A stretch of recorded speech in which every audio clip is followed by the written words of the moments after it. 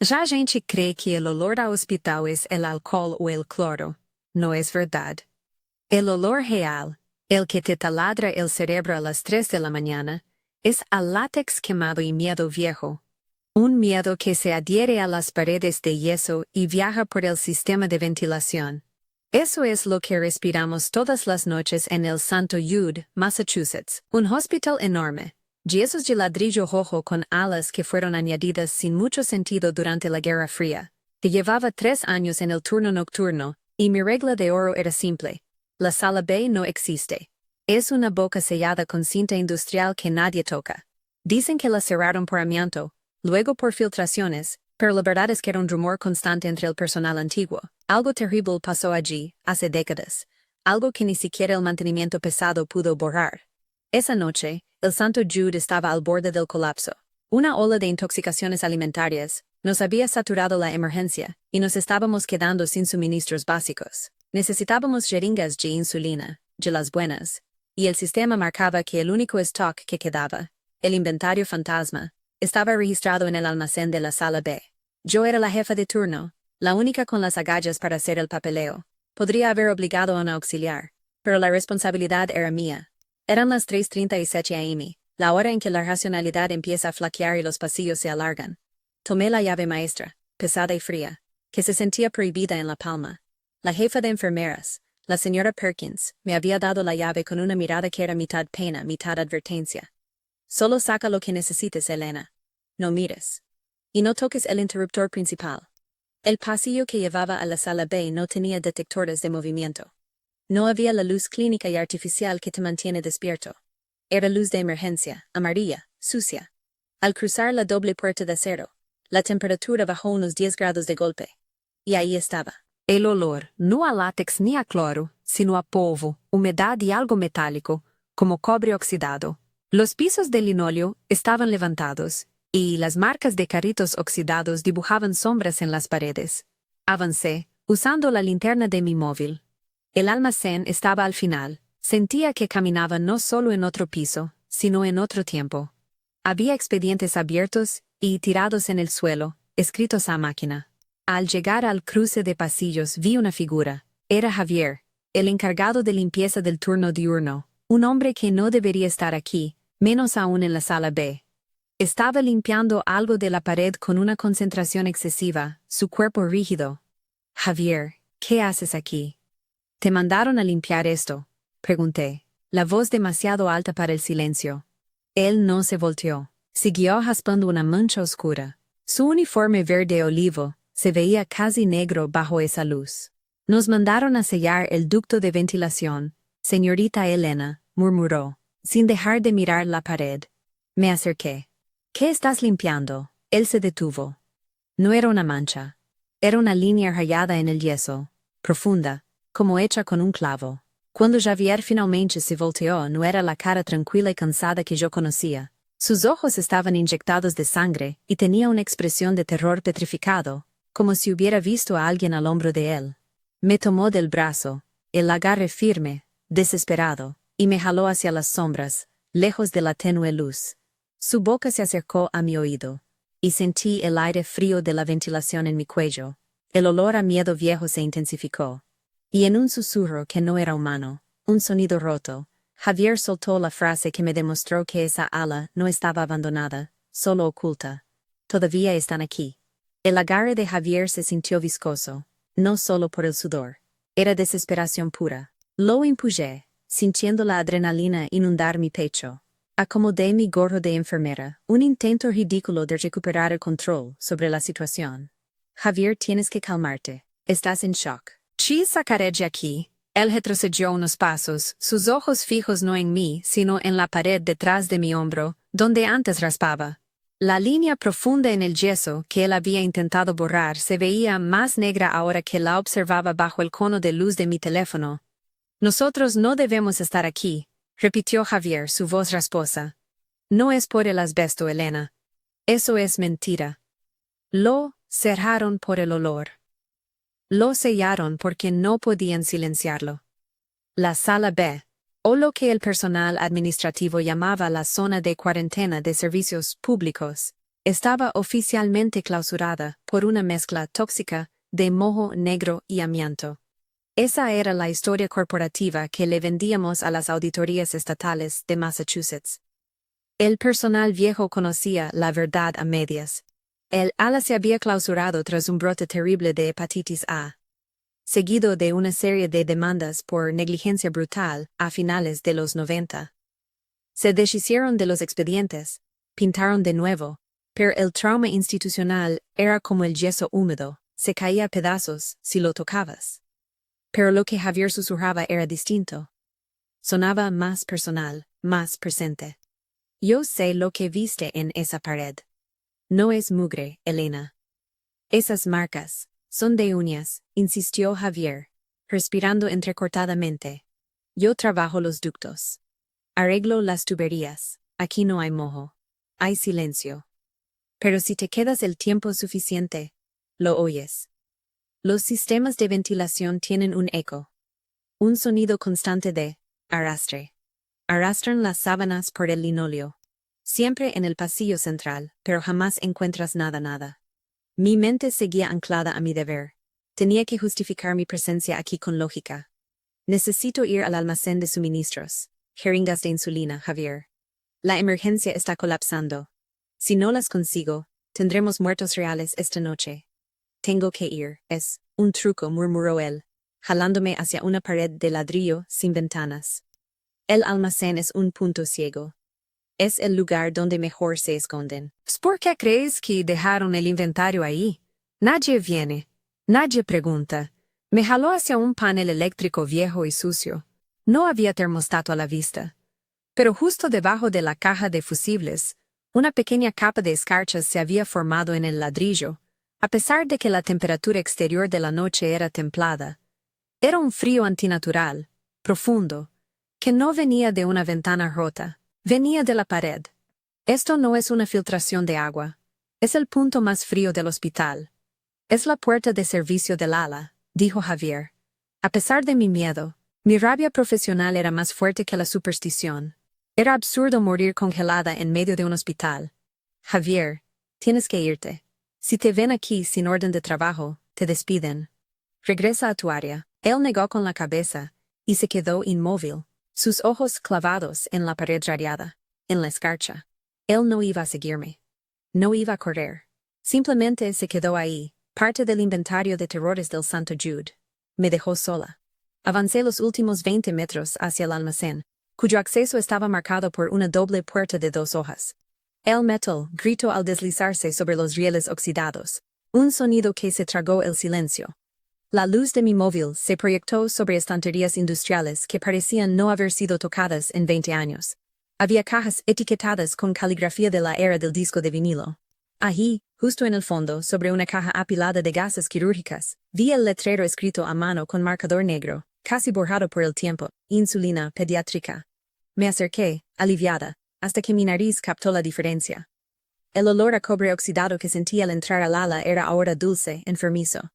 Y en el suelo de concreto, justo delante de la caja, había una huella. No era de zapato ni de bota de enfermera. Era la forma de una mano, pequeña, perfectamente impresa en una capa de polvo fino, como si alguien se hubiera apoyado para levantarse. Y esa mano estaba fresca. El aire se detuvo en mis pulmones. La huella de la mano era diminuta, del tamaño de la mano de un niño. Y lo que es peor, la capa de polvo sobre la que estaba impresa no se veía vieja o compactada. Parecía haber sido depositada allí hacía solo unas horas, como si alguien hubiera estado corriendo la mano sobre la superficie del estante y luego se hubiera apoyado en el suelo para levantarse. La insulina estaba ahí, lista para ser tomada, pero la mano me detuvo. Era imposible. Esta ala estaba sellada desde hacía casi 30 años. Si alguien hubiera entrado, habría activado alguna alarma, o al menos, Javier lo habría visto. Él era el fantasma residente de los túneles de servicio. Me obligué a enfocarme. Abrí la caja de cartón de insulina, tomé 3 paquetes grandes, y los metí en mi mochila de emergencia. Mientras cerraba, noté que la luz de mi móvil parpadeaba erráticamente. Empecé a sentir la presión de los oídos, como cuando un avión está a punto de aterrizar. Fue entonces cuando lo escuché. Un sonido suave, pero inconfundible, resonando en el vasto silencio del almacén. Clic-clac. El sonido que hacen unas ruedas pequeñas al pasar sobre las juntas de linóleo. Mi sangre se congeló. Era el sonido de un carrito de instrumentación pediátrica. Apreté el paso hacia la salida del almacén, pero mis pies se enredaron en algo. Caí, y el móvil resbaló y rodó bajo una pila de cajas viejas. Oscuridad absoluta. El olor dulce, casi a caramelo quemado, se hizo sofocante. Me levanté a tientas, buscando el móvil. Mis manos tocaron el suelo, el concreto frío, y luego, algo liso y redondo. Al agarrarlo, sentí que era duro y de textura ligeramente aceitosa. Cuando lo acerqué a mis ojos en la negrura total, el brillo tenue que emitía la luz de emergencia del pasillo, a lo lejos, era suficiente para ver lo que sostenía. Era una canica de vidrio, del tipo azul eléctrico que se usaba en los 70. El clic-clac se acercó, pero esta vez no sonaba como un carrito. Sonaba como si alguien estuviera golpeando ligeramente el suelo con la canica. Me arrastré de regreso a la puerta del almacén, que había dejado abierta. Necesitaba llegar al pasillo, a la luz sucia. Justo cuando estaba por cruzar el umbral, un gemido agudo, infantil, salió del fondo del almacén. No era un grito de dolor. Era un gemido de frustración, de llanto reprimido. Y se movía. Salí del almacén, sintiendo que me habían estado observando todo el tiempo. Corrí, no miré hacia la izquierda ni hacia la derecha. Tenía que volver con Javier. Él estaba loco, sí, pero su locura se sentía más segura que el terror frío de ese lugar. Al llegar al panel eléctrico, donde había dejado a Javier, él ya no estaba. Solo quedaba la escarcha en el ladrillo, más gruesa ahora. Javier. Llamé en un susurro desesperado. No hubo respuesta. Pero noté que la caja de fusibles estaba abierta. La señora Perkins me había advertido. No toques el interruptor principal. Era el interruptor maestro del ala B, y se había mantenido apagado por seguridad biológica, o eso decían. Me acerqué a la caja. Y vi que el interruptor principal no estaba en OFF. Estaba en ON. Alguien. O algo había encendido el suministro eléctrico de la sala B. Y con la electricidad, vino el sonido de un ventilador antiguo, pesado, que empezó a moverse sobre mi cabeza, con un chirrido lento y agónico. La luz fluorescente en el pasillo se encendió, parpadeando con la potencia de 20 años de polvo. Y al encenderse la luz, vi lo que Javier había estado raspando en la pared. No era solo una línea. Era el borde de una puerta secreta, casi invisible, disimulada con yeso y pintura. Una puerta pequeña, de medio metro de altura, casi a ras del suelo. Una puerta de servicio. Pero con un pestillo por fuera. La puerta era tan baja que parecía una escotilla mal puesta, diseñada para que solo un niño o un conserje arrodillado pudiera pasar. Estaba hecha de madera pesada, y había sido pintada y repintada tantas veces que se fundía con el ladrillo. Pero la luz fluorescente parpadeante la había revelado. El pánico se convirtió en curiosidad, una enfermedad profesional que nos condena a los que trabajamos en hospitales. Miré el pestillo. Era grande, oxidado, puesto desde fuera para que nada saliera, o para que nada entrara a molestar. Me arrodillé ignorando el miedo a lo que pudiera haber dentro. No me atreví a tocar el pestillo, pero acerqué la oreja a la madera. El silencio era total, salvo por el zumbido de los viejos focos. De repente, la voz de Javier, increíblemente fuerte y clara, resonó detrás de mí. «Elena, vete». Me giré, aliviada, esperando encontrarlo en la entrada del pasillo principal. Pero no estaba allí. Su voz venía del ducto de ventilación que pasaba justo por encima de la puerta secreta. Levanté la linterna. El ducto estaba abierto. La rejilla de metal había sido removida y el interior era un agujero negro. Estoy atrapado. Está oscuro. Me cerraron, gritó Javier. El sonido era distorsionado, metálico. Parecía que su voz rebotaba en laberintos de metal. ¿Quién te cerró, Javier? ¿Dónde estás? Grité. En el laberinto. Nos mueven. Siempre nos mueven. La jefa de enfermeras lo sabe. Ella lo permite. Ella nos deja aquí. Su voz se desvaneció en un gemido ahogado. Hubo un golpe metálico, como si se hubiera caído. La señora Perkins. Una mujer de 50 años, de modales impecables, que trataba a sus enfermeras como si fueran ganado. Ella estaba involucrada en esto. Regresé a la puerta pequeña. Si Javier estaba en los ductos, esa escotilla no era un almacén. Era el acceso al sistema de ventilación principal del ala. Pero no era solo eso. Al pasar la mano por la base de la puerta, sentí la escarcha fría que había visto antes en el muro. El frío venía de ese lugar, un frío que absorbía el calor. Tomé el pestillo, cerré los ojos y lo deslicé. El metal raspó, dejando una estela de óxido. La puerta cedió. No había un pozo oscuro.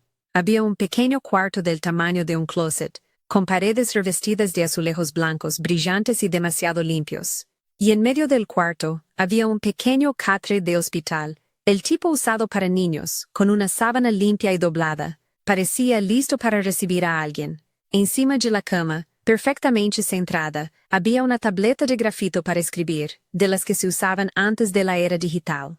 Y sobre la tableta, un dibujo. El dibujo no era de calidad infantil. Era detallado, hecho con una precisión perturbadora. Mostraba la planta del Hospital St. Jude, pero con la sala B marcada en rojo, como una herida infectada. En la parte superior del dibujo, donde se ubicaba el ala administrativa, había una figura dibujada en negro, alta, con un peinado muy pulcro. La señora Perkins. Y de sus manos salían líneas hacia abajo, como hilos de marioneta. Y al lado del dibujo, una nota escrita en una caligrafía extraña, como si alguien hubiera estado aprendiendo a escribir con la mano izquierda, temblorosa, pero legible, decía: la llave está bajo el quinto. Quinto es lo que se repite. Me congelé. ¿La llave de qué? ¿El quinto qué? Clic-clac. El sonido se repitió. Vino de la habitación, no del catre, sino de debajo. Me agaché y levanté la sábana doblada del catre, revelando el colchón de vinilo. Y ahí lo vi, un patrón de 5 rayados hechos, con un objeto punzante, repitiéndose una y otra vez en el vinilo, como un ritual o un conteo. 5, 5, 5. Clic-clac. El sonido se hizo más rápido. Tiré el colchón a un lado. Debajo, incrustada en el marco metálico del catre, había una pequeña caja fuerte. No era un cajón de medicamentos. Era una caja de seguridad reforzada, de las que requieren código. La caja fuerte no era un modelo moderno. Parecía de la era del acero pesado, con una combinación giratoria y un dial desgastado. Si esta habitación había estado sellada, esta caja fuerte había sido instalada por alguien del hospital. Y hace mucho tiempo. El sonido del clic-clac no era aleatorio. Se estaba burlando de mí. Era un ritmo, un pulso artificial. Mientras examinaba el dial, recordé la nota. Quinto es lo que se repite. El 5. Los rayones en el catre. 5 era el código. Intenté marcar 5, 5, 5, 5. Falló. Intenté el 0 a 5. Falló. Miré a mi alrededor en el closet limpio, en busca de más pistas. Mis ojos volvieron al dibujo. La planta del hospital. Había un pequeño círculo dibujado con cuidado en el centro exacto del ala B, y dentro, el número 5. 5 años. 5 días. De repente, lo entendí. El St. Jude tiene un sistema de nomenclatura de salas que se repite por piso. La sala de procedimientos siempre es la 101, la sala de descanso, la 202. La sala B, o lo que fue su unidad pediátrica, tenía 5 salas idénticas. Y si no era el número de la sala, sino el paciente. Busqué en el piso debajo del catre. Había una baldosa floja. La levanté con las uñas. Dentro. No había nada, solo un trozo de papel arrugado, amarillo por la edad, con una lista de nombres de pacientes. Encontré el 5º nombre de la lista. Un niño llamado Thomas. Y al lado del nombre, una fecha de ingreso y egreso de hacía 28 años. El día del egreso estaba tachado. Y una nota escrita a mano en el margen. Nunca lo encontramos. 28 años. Si el sistema de seguridad estaba basado en el paciente, no en el tiempo. El código tenía que ser algo relacionado con Thomas. Recorrí la habitación de nuevo, buscando cualquier cosa que Thomas pudiera haber dejado. Me di cuenta de la canica que había encontrado en el almacén. Azul eléctrico. Era la canica favorita de Thomas. Justo cuando estaba a punto de rendirme, mis ojos se posaron en el azulejo. Blanco, limpio, perfecto. Excepto por una cosa. En el azulejo a la izquierda de la caja fuerte, había una pequeña mancha de sangre seca, casi invisible. Froté la mancha con el pulgar. El azulejo no estaba manchado, estaba grabado. 3 números muy pequeños estaban rayados en el esmalte, casi imperceptibles, hechos con la punta de una aguja. 4 a 0 400 era el número de registro médico de Thomas. Giré el dial. 4 a 0 Clank. El mecanismo hizo un ruido seco. Se abrió. Dentro no había dinero, ni joyas, ni armas. Solo dos objetos. Un expediente de cartón grueso y la llave de un coche antigua, pesada, que debía ser de un modelo de los 80. Tomé el expediente. En la cubierta, escrito con tinta negra, estaba el título. Proyecto de Investigación Pediátrica B97. Sujetos de estudio. Los quíntuples de Santo Jude. Mi estómago se revolvió. Los quíntuples. 5. Empecé a hojear las páginas. Eran fotos en blanco y negro de 5 bebés idénticos, ingresados por una enfermedad neurológica rara en 1997. El estudio detallaba procedimientos experimentales no éticos, sin consentimiento paterno, realizados por el Dr. K. y supervisados por la directora de Asuntos Internos. La directora de Asuntos Internos en 1997 era Evelyn Perkins, hoy mi jefa. La llave del coche. ¿Qué significaba? Cuando cerré el expediente, la puerta del closet, que había dejado abierta, se cerró de golpe. No fue el viento.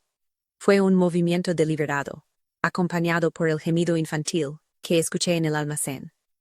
Pero ahora mucho más cerca, justo al otro lado de la madera. Y luego, un golpe seco. El pestillo. Se había corrido. Estaba encerrada en el cuarto de Thomas. Me levanté de un brinco, tirando la tapa de la caja fuerte. Pateé la puerta pequeña. El pestillo era grueso, de acero forjado. Me había encerrado un niño, o algo que sonaba como un niño. La risa que vino del otro lado de la madera no era inocente. Era un graznido seco y sofocado, como el de alguien que ha olvidado cómo reír correctamente. Tenía que salir. Busqué en el closet, sin ventanas, sin salidas de ventilación, solo azulejos fríos. Abrí el expediente de nuevo, buscando una solución lógica en el horror documentado. Los quíntuples, nacidos y criados para un estudio de dolor y resistencia a drogas neurológicas. El Dr. K era el cerebro, pero Perkins era la operadora. Ella controlaba la unidad. El expediente detallaba cómo, cuando el estudio se descontroló, los niños mostraron una regresión severa y alucinaciones. La unidad fue oficialmente clausurada y los registros fueron falsificados para indicar que los bebés habían sido trasladados o dados de alta. La verdad era cruda. En la página final del expediente había una declaración firmada por Perkins. La contención es necesaria. Los sujetos deben permanecer in situ para evitar el pánico público y la exposición legal. No los habían dado de alta. Los habían dejado aquí. Mi mente corrió. Si los quíntuples seguían en la sala B, debían tener casi 30 años. ¿Cómo sobrevivieron? ¿Y por qué su presencia se manifestaba con sonidos infantiles? El golpeteo en la puerta se hizo más rítmico. Una voz susurrante, pero ahora múltiple, empezó a corear un sonido que tardé un segundo en reconocer. 1, 2, 3, 5. 1, 2, 3, 5. Estaban contando. Estaban jugando a encontrarme. Tomé la llave del coche de la caja fuerte. Era una llave de ignición y una llave de puertas separadas. El coche. ¿Qué coche? Un Dodge o un Ford de finales de los 80, a juzgar por el diseño. Recordé que en el archivo de personal que revisé la semana pasada, el Dr. K. había sido despedido en 1998. Justo después del cierre de la sala B. Su registro de salida no especificaba el paradero de sus pertenencias. Su coche nunca fue reclamado del estacionamiento del personal. La llave del Dr. K. ¿Por qué me dejaría esto Thomas? Si Thomas, o los quíntuples, me guiaron aquí, no querían matarme. Querían que sacara algo. El expediente. Y la llave. De repente, la puerta de madera tembló violentamente. El pestillo se deslizó con un chirrido a la mitad de su recorrido. Estaban tratando de abrirlo por la fuerza. No eran niños. Eran adultos con fuerza bruta. Miré a la única pared débil del closet, la pared del fondo, donde estaba la caja fuerte. Estaba hecha de ladrillo original, sólido. Pero la pared adyacente a ella era solo un panel de madera contrachapada que cubría algo. Me lancé contra el panel de madera. Crujió pero no cedió. Necesitaba un arma, algo pesado. Agarré el colchón viejo. Lo levanté y golpeé la caja de seguridad. El metal de la caja hizo un sonido sordo. El pestillo del otro lado se corrió completamente. La puerta del closet se abrió con un estruendo. En el pasillo no había uno, sino 5 siluetas idénticas, de pie, bloqueando la luz fluorescente. Eran hombres, altos, sirgados, vestidos con batas de hospital viejas, de un color amarillo enfermizo, casi pegadas a la piel. Su piel era pálida, casi translúcida. Sus ojos estaban hundidos, fijos en la negrura de la habitación. Pero lo más aterrador eran sus movimientos. Se movían al unísono, como si fueran una sola criatura, coordinados por un director invisible. Nosotras no te encontramos, dijo uno de ellos, su voz ronca y sin uso. La voz de un adulto que imita el tono de un niño pequeño. Pero ella sí. Y del fondo del pasillo, detrás de los 5, emergió la señora Perkins. Estaba vestida con su uniforme inmaculado, pero en sus manos sostenía un objeto que brillaba. Un bisturí quirúrgico de mango largo, el tipo que se usa para incisiones grandes. Su rostro no mostraba ira, ni pánico. Solo una calma fría, de quien limpia un error. Elena, dijo con la voz dulce y autoritaria que usaba en las juntas matutinas. Debiste haberme hecho caso. El stock de insulina siempre ha estado en la farmacia central. Todo esto fue para ver si serías lo suficientemente curiosa. Estaba atrapada. Perkins dio un paso hacia adelante. Sus zapatos pulcros resonaron en el linóleo levantado. Los quíntuples, los sujetos del proyecto B97, se quedaron quietos, actuando como un muro de carne pálida y silenciosa. Ella no estaba asustada de ellos. Ella los controlaba. Usted los ha mantenido aquí todo este tiempo, logré articular. Mi voz temblando por la rabia más que por el miedo. Sostuve el expediente contra mi pecho, como un escudo. Experimentos ilegales. Es un delito federal, señora Perkins. Ella sonrió, pero era una mueca fría, de porcelana. Tú lo llamas ilegal, Elena. Yo lo llamo contención del daño. Esto no es solo un hospital. Es una institución de caridad con historia. ¿Sabes lo que pasaría si la gente de Massachusetts supiera lo que sucedió con los quíntuples? El Santo Jude se convertiría en un cementerio público. Yo solo mantengo el orden. El bisturí que sostenía no era para operarme. Era para destruir el expediente. Dame el archivo, Elena, ordenó, extendiendo una mano enguantada. Sé que eres una mujer práctica. Eres ambiciosa, olvídate de esto. El Dr. K. fue un error. Ahora, el sistema de cuidado es perfecto. Ellos tienen todo lo que necesitan. Y nosotros tenemos nuestro silencio. No pude ceder. Mi juramento. Mi sentido común. Todo gritaba que esto era malvado. Perkins hizo un gesto de cabeza a uno de los quíntuples, el que estaba más cerca de mí. Él no caminó. Se deslizó hacia mí con un movimiento incómodo. Su rostro era idéntico al de sus hermanos, solo que su mirada era más hueca. Cuando estuvo a medio metro, sentí el olor dulce y enfermizo de nuevo. Solo que ahora lo reconocí, era insulina mal metabolizada. El terror me dio un estallido de energía. Me agaché y lancé el colchón de vinilo contra el quíntuple que se acercaba. Él no se inmutó, pero el ruido distrajo a Perkins por un segundo. Aproveché para correr hacia el panel de contrachapado que había intentado derribar. Lo golpeé una vez más con mi hombro, canalizando toda la adrenalina. Esta vez la madera se partió con un crack seco, revelando una abertura de acceso diminuta, un espacio estrecho entre la pared del closet y la estructura del edificio. Me metí de cabeza sintiendo el polvo y las telarañas. El espacio era claustrofóbico, diseñado para tuberías, no para personas. Escuché la voz de Perkins, cerca del agujero. No dejen que escape. El expediente. Detrás de mí, el quíntuple tiró de mi pie.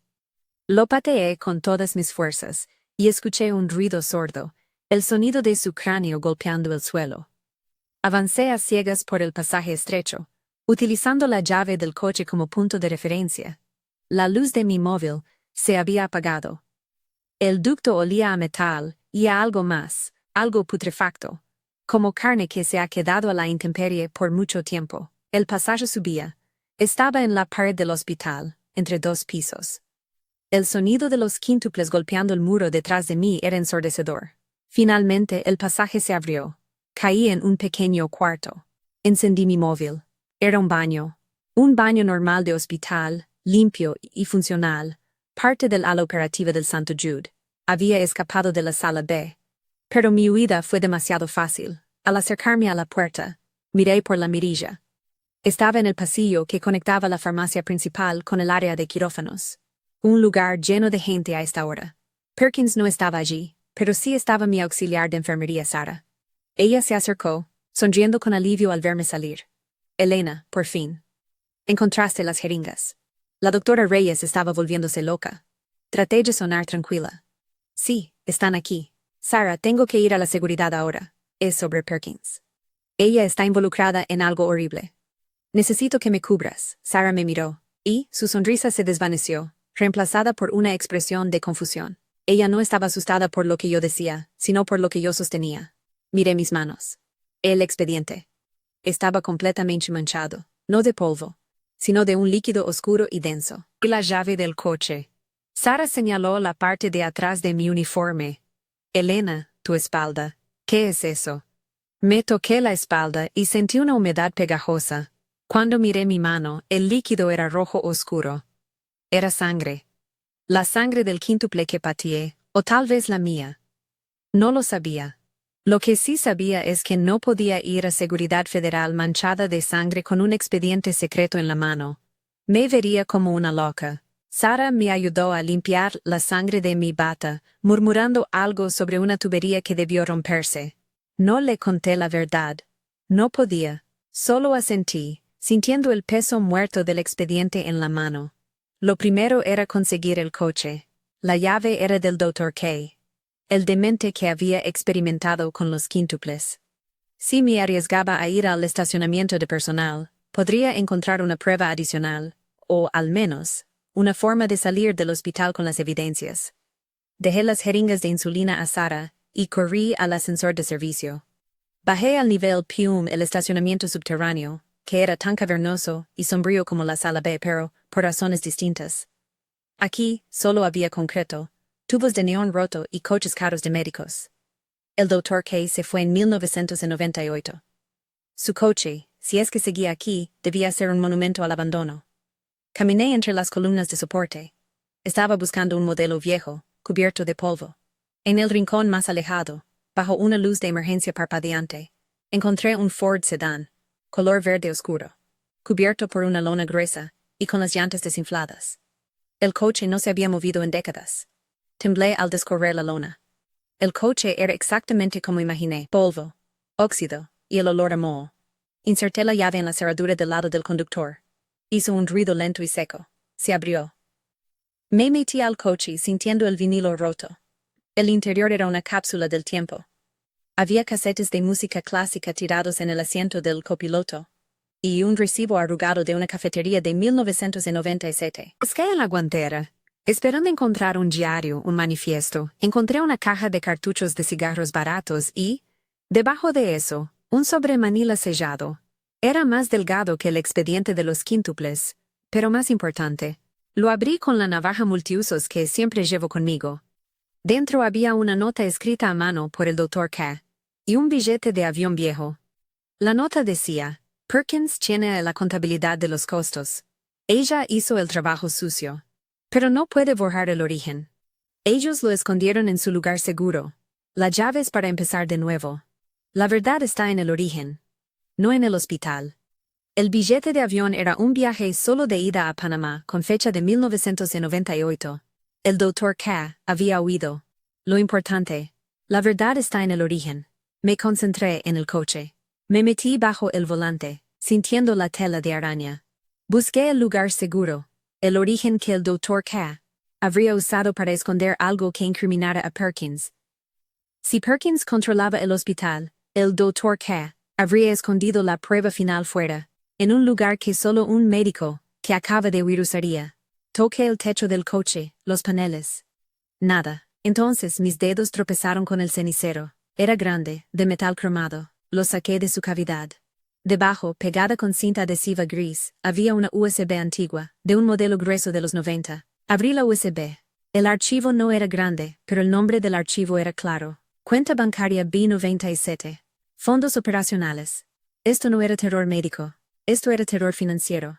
Perkins no estaba solo ocultando un error experimental. Estaba desviando fondos. El dinero destinado a los quíntuples. El costo de contenerlos. Iba a su cuenta. Y si el Dr. K tenía la prueba, era el único que podía hundirla. En ese momento, la llave de ignición en mis manos se sintió menos como una huida y más como un arma. Necesitaba un ordenador para abrir el archivo. No podía usar la red del hospital. Encendí la ignición. El motor, sorprendentemente, tosió y se incendió. El olor a gasolina vieja inundó el coche. Salí del estacionamiento. Al llegar a la garita de salida, el vigilante, un hombre mayor y somnoliento, me saludó con una sonrisa cansada. Buenos días, Elena. Problemas en el Santo Jude. No, todo bien, solo salgo a algo de café, mentí, sintiendo el peso de la USB en mi bolsillo. Él levantó la baja de seguridad. Al mirar por el espejo retrovisor vi algo que me hizo pisar el acelerador a fondo. En el pasillo del servicio que daba al estacionamiento, estaban los 5 sujetos pálidos, los quíntuples. Estaban mirando el coche. Y entre ellos Javier estaba parado, con la mirada vacía, su uniforme rasgado. Y Javier no me miraba con advertencia. Me miraba con traición. El coche de Dr. K era ruidoso. Un motor viejo que tosía cada cambio de velocidad. Conduje por las calles desiertas de Nueva Inglaterra. Eran las 5 de la mañana, y la niebla se había asentado sobre las casas de madera. Javier. Estaba forzado, o era parte del sistema de encubrimiento de Perkins.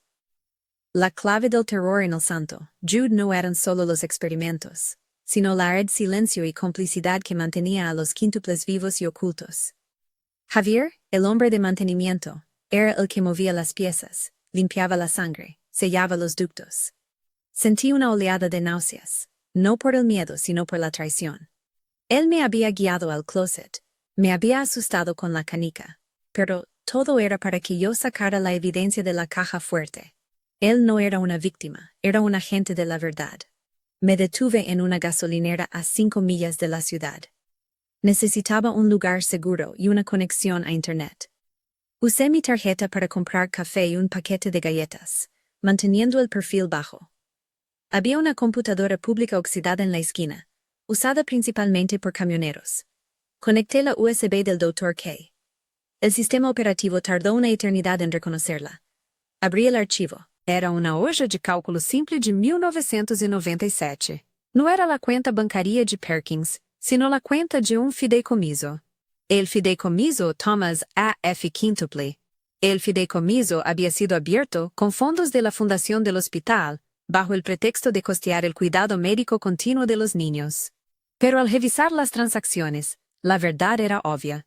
Cada mes, desde 1997, una gran suma de dinero se transfería a una cuenta en las Islas Caimán, cuyo nombre era solo una serie de iniciales, M.P. Evelyn M. Perkins. El dinero era el motivo. La tortura de los quíntuples era un negocio. Mantenerlos aislados permitía a Perkins justificar los gastos fantasmas del fideicomiso. El Dr. K. probablemente intentó chantajearlos y asustó de lo que había hecho, y por eso huyó, dejando la prueba en su coche abandonado. Tomé capturas de pantalla con mi móvil. No confiaba en la computadora pública. Mientras estaba enfrascada en el fraude, sentí un escalofrío en la nuca. La gasolinera estaba silenciosa. Levanté la mirada. El cristal del parabrisas del coche del Dr. K. tenía una mancha de grasa fresca. Y sobre ella, escrito con un dedo, un mensaje. Café, Elena. Te lo llevamos. No era Javier. Era una letra elegante y curva, la caligrafía de Evelyn Perkins. Miré a mi alrededor. El sol no había salido del todo. Las luces del estacionamiento de la gasolinera parpadeaban. Vi una silueta en la entrada. Un coche familiar viejo, un monovolumen de color gris oscuro, el tipo de vehículo que se usa para transportar familias. Estaba estacionado junto a los dispensadores de gasolina, bloqueando la salida de mi Ford, y de ese coche salió un hombre. No era Perkins, pero lo reconocí. Era el jefe de seguridad del hospital, un ex policía llamado Roberts, un hombre gigantesco de cuello ancho, que siempre parecía listo para romper algo. Roberts me vio y empezó a caminar hacia la puerta de la gasolinera. No podía enfrentarlo. Tenía el expediente original y la USB. Si me atrapaba, me acusaría de robo y encubriría todo. Mi única ruta de escape era la parte trasera de la tienda, donde estaban los baños y los contenedores de basura. Arranqué el móvil, metí la USB en mi bolsillo trasero y salí del coche, dejando la puerta abierta. Corrí hacia la parte de atrás, sintiendo cómo el frío de la mañana cortaba mi piel. Roberts gritó mi nombre. Su voz resonaba llena de autoridad policial falsa. Elena, no te muevas. Tenemos que hablar sobre ese coche. Corrí entre los contenedores de basura, buscando un callejón. Me di cuenta de que la cerca de malla ciclónica que separaba la gasolinera de un pequeño bosque adyacente estaba oxidada y rota en la base. Me tiré al suelo y me arrastré por el agujero. La tela áspera de la cerca rasgó a mi uniforme de enfermera. Una vez al otro lado, en la oscuridad del bosque, escuché el motor del monovolumen arrancando. Roberts no me perseguiría a pie. Él llamaría a la policía local y diría que una enfermera desequilibrada había robado un coche del hospital. Necesitaba un escondite que nadie buscaría. Pensé en el expediente. El doctor K. dijo: la verdad está en el origen. El origen del fideicomiso, el origen del dinero. Recordé que el fideicomiso Thomas A.F. había sido creado con la fundación en 1997, justo después de la muerte oficial de uno de los quíntuples. Su lugar de origen: la casa de los padres. Necesitaba llegar a la casa de los padres de los quíntuples. El expediente de Thomas, el que tenía en la mano, contenía la dirección. No podía llamar a un taxi o a un Uber. Roberts estaría rastreando mis movimientos. Tuve que caminar. Usé los mapas de mi móvil para trazar una ruta a través de las carreteras secundarias. La dirección era en un suburbio de clase media en las afueras de Boston, a más de 10 millas de mi posición. Caminé por casi 2 horas, con el sol de la mañana ya rompiendo. La luz del día me hacía sentir menos vulnerable, pero también más expuesta. Mi uniforme rasgado y manchado me convertía en una figura sospechosa en cualquier barrio residencial. Finalmente llegué a la calle.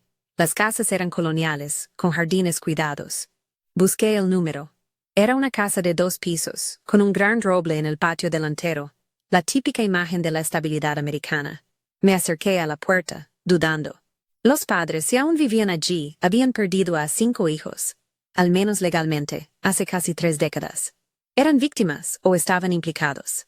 Toqué el timbre. Esperé. No hubo sonido dentro, solo el viento moviendo las hojas del roble. Toqué de nuevo. La puerta se abrió. Una mujer me miró a través de la rendija. Tenía el pelo gris plateado y los ojos inyectados de tristeza. Era obvio que había pasado las últimas décadas lidiando con un dolor crónico. Sí, preguntó la mujer. Soy Elena. Soy enfermera en el St. Jude, dije, alzando el expediente en mis manos. Vine por Thomas y sus hermanos. La mujer abrió la puerta por completo y me hizo pasar. La casa estaba impecable, pero olía a naftalina y a silencio. Las cortinas estaban corridas, manteniendo el interior en penumbra. Pensé que vendrías tarde o temprano, dijo, cerrando la puerta con un clic definitivo. Perkins te ha estado monitoreando. Ella usa a sus empleados más ambiciosos como cebo. ¿Usted sabía del fideicomiso?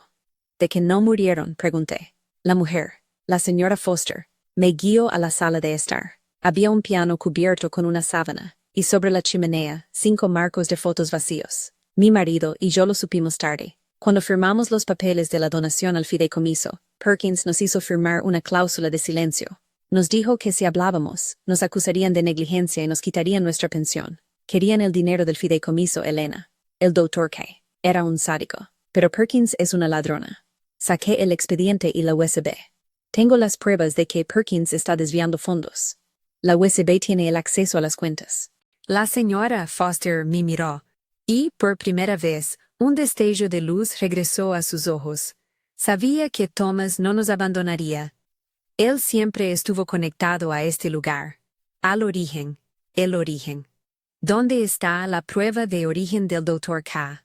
Ella sonrió tristemente. Él me la envió hace 25 años, poco después de huir a Panamá. Me dijo que Perkins nunca buscaría la prueba en el único lugar que le recordaba a la familia que destrozó. Me guió a la cocina. Era una cocina antigua, con azulejos de los 50. En la pared, colgado con imanes, había un calendario de cocina de 1997. El 12 de julio de 1997, el día que mi hijo Thomas, el que le dio nombre al fideicomiso, desapareció oficialmente del Santo Jude, la señora Foster se acercó al refrigerador. Quitó el imán, que era una pequeña figura de plastilina moldeada de una mano diminuta, la misma mano de la huella que vi en el almacén. Al quitar el imán, reveló una grieta en la puerta del refrigerador, justo al nivel de un niño pequeño. Metió el dedo en la grieta, hizo palanca. El interior del refrigerador no se abrió. En cambio, una lámina de metal en el costado del refrigerador se deslizó silenciosamente, revelando una pequeña cavidad oculta. Dentro, había una sola tarjeta, del tipo que se usa para cajas de seguridad bancarias de alta seguridad. El Dr. K tenía una segunda caja de seguridad en Boston. Esta tarjeta la abre, contiene su diario y el registro de audio original de la confesión de Perkins sobre los experimentos. Es la verdad absoluta, Elena, la que hundirá al Santo Jude. La tarjeta de seguridad en mi mano se sintió pesada. Era el verdadero clímax. El expediente era solo el fraude. El audio era la condena. La tarjeta de seguridad era la pieza que faltaba. Necesitaba llegar al centro de Boston, a una sucursal del Banco Nacional de Massachusetts, y rápido. La señora Foster insistió en que tenía que ir sola. Si te ven saliendo de mi casa nos quemarán. Me dio la llave de un viejo Chevy que guardaba en el garaje, un coche sin rastreador GPS. Tomé la tarjeta, el expediente y la USB. Al salir, la señora Foster me detuvo. Javier. Él también es víctima, Elena. Él fue el primer niño al que usaron en el Santo Jude hace 40 años. Está bajo control de medicación y miedo. No lo culpes. Corrí al garaje. El Chevy era lento pero confiable. Conduje hacia Boston, sintiendo la presión del tiempo. Sabía que Roberts ya habría llamado a la policía estatal, reportando el robo de un coche antiguo y el secuestro de un expediente médico. Llegué al centro de Boston y localicé el banco. Era un edificio de mármol que parecía diseñado para custodiar secretos. Mostré la tarjeta en la recepción y me asignaron una sala de visualización privada. Cerré la puerta de metal y saqué el contenido de la caja de seguridad. Había dos cosas: el diario del Dr. K encuadernado en cuero y una microcasete de audio con una etiqueta escrita a mano. P. Confesión. Primero, el diario. El Dr. K era un sociópata con delirios de grandeza. Detallaba cómo Perkins, con su control sobre el presupuesto, había conseguido que el hospital se hiciera de la vista gorda ante sus métodos, a cambio de un recorte de las subvenciones fantasma. El terror en la sala B era real, pero servía para el fraude. La parte más perturbadora del diario era una nota sobre los quíntuples. Sus cuerpos han envejecido, pero sus mentes han sido mantenidas en un estado de infancia inducida por los fármacos. No son fantasmas, son niños atrapados en cuerpos adultos, programados para obedecer la voz que los alimenta. La voz de Evelyn Perkins. Me puse el audífono y presioné play en la microcasete. El audio era de baja calidad, grabado en una oficina con el sonido de un ventilador de fondo. Era la voz inconfundible de Perkins. Estaba hablando con el Dr. K. Y no me importa si el hospital se quema, Carl. Necesitamos demostrar que esos niños consumen cada centavo del fideicomiso. El aislamiento es crucial. Mantenerlos en la sala B, en la oscuridad, es la única manera de que sigan regresando a ese estado mental infantil. Obedecerán sin protestar. Y si alguien pregunta por Javier, preguntó el Dr. K, Javier es el más fácil. Un poco de medicación, un trabajo que nadie más quiere. Es nuestra alarma personal. Él cree que está ayudando a otros niños a escapar, pero solo está vigilando la puerta. Es un buen chico. Un trauma antiguo es la mejor celda. El audio confirmaba todo. El terror no era sobrenatural, era un terror químico e institucional. Los quíntuples eran víctimas drogados y adoctrinados. Javier era el primer experimento, usado como perro guardián. Terminé de escuchar, sintiendo un frío en los huesos que ni la luz del sol podía quitar. Tenía la USB con los números de cuenta, el expediente con las fotos, y el audio de la confesión.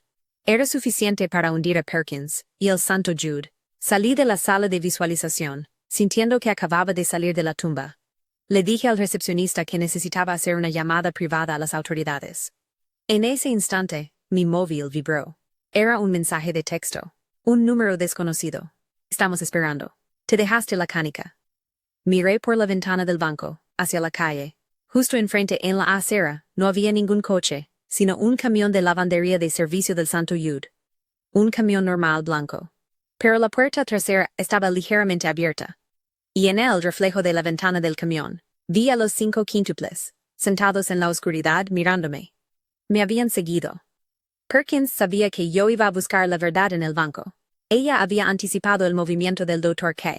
No podía entregar las pruebas a la policía local. Perkins controlaba la ciudad. Tenía que ir federal. Necesitaba llegar a Washington, o al FBI. Cogí a la calle, aferrándome a la bolsa con las pruebas. Mi única opción era un tren a Boston Sur y luego un vuelo. Pero al cruzar la calle, el camión de lavandería arrancó y se lanzó contra mí. No era un accidente. Era un ataque directo. Me tiré a un lado, sintiendo el viento del camión. El camión no me atropelló a mí. Arrolló la entrada del banco. El vidrio explotó, la alarma sonó, y la calle se convirtió en un caos. Y Roberts, el jefe de seguridad, salió de la cabina del camión, con los ojos llenos de rabia. Él no estaba para un arresto. Estaba para la eliminación. Roberts, con su traje de seguridad hecho jirones por el impacto contra el banco, salió tambaleándose del camión. Parecía una mole de furia. La gente gritaba y corría por el caos. Yo tenía unos segundos. Cogí por la acera, buscando refugio en la estación de metro más cercana. Sentía el expediente de papel húmedo pegado a mi cuerpo y la pequeña USB quemándome el bolsillo. Roberts gritaba mi nombre, pero no como un oficial, sino como un sicario corporativo. Devuelve lo que robaste, enfermera. No es tuyo. Me lancé por las escaleras del metro. El olor a metal y electricidad era reconfortante comparado con el olor a látex y miedo del Santo Jude. Bajé las escaleras, 2 de golpe. Al llegar al andén, un tren hacia el sur estaba justo abriendo sus puertas. Corrí hacia el vagón, empujando a la gente. Cuando puse un pie en el tren, escuché un golpe seco y pesado detrás de mí.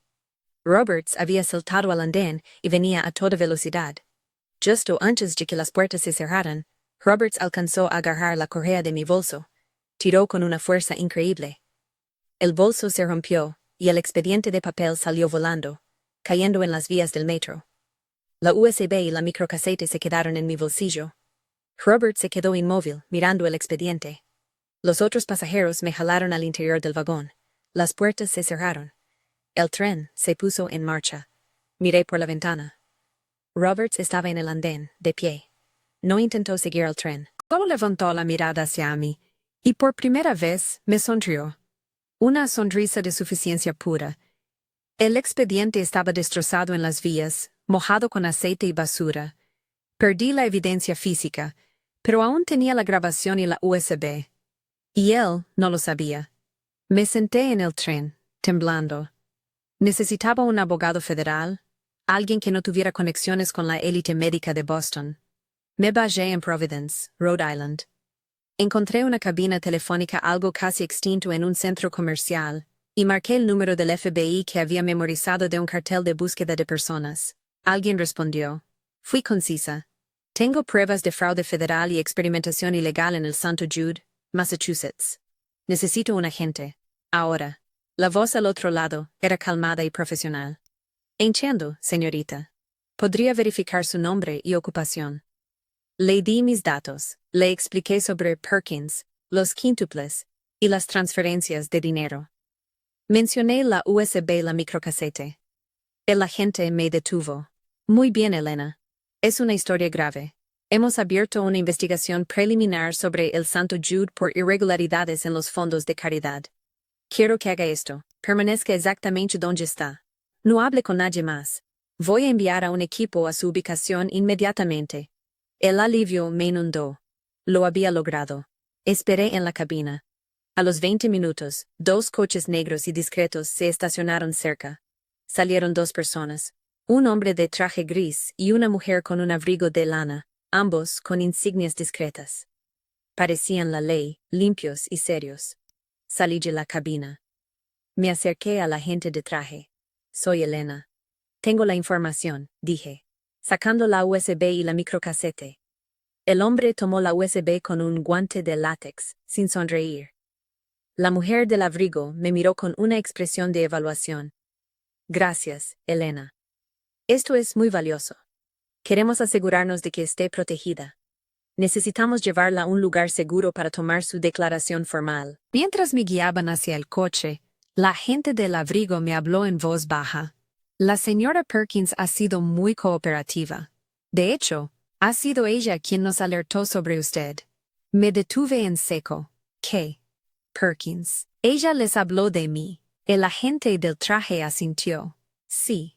Dijo que usted es una enfermera brillante, pero que sufre de delirios de persecución.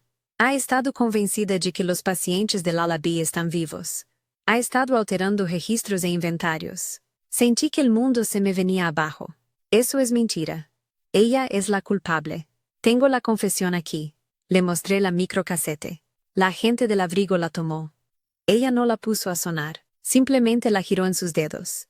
Perkins explicó lo del audio. Dijo que usted le robó una grabadora de dictado. Les dijo que su voz suena así, por un viejo caso de laringitis crónica. ¿Y el dinero? Sí hay una cuenta en las Caimán, pero es un fideicomiso médico legal que ella gestiona, no es fraude. El agente del traje abrió la puerta trasera del coche negro. Me di cuenta de que no había una insignia del FBI en el interior. Elena, tienes que volver al Santo Jude. El psiquiatra te está esperando. Es por tu propia protección. Perkins está muy preocupada por tu bienestar. Me empujaron al interior del coche. El asiento estaba frío y duro. Miré por la ventana. En el asiento delantero, el hombre que conducía no era un agente del FBI, era Javier. Llevaba un traje de conductor limpio y planchado. Me miró por el espejo retrovisor. Sus ojos no estaban inyectados de sangre, sino inexpresivos. ¿Por qué, Javier? Susurré, sintiendo las lágrimas. No hay fantasmas, Elena dijo, con una voz calmada y mecánica. Solo órdenes. El coche se puso en marcha. De regreso al Santo Jude, de regreso a la sala B. Perkins había ganado. El viaje de regreso fue largo y silencioso. Javier conducía con una precisión robótica. Los 2 agentes del FBI eran profesionales.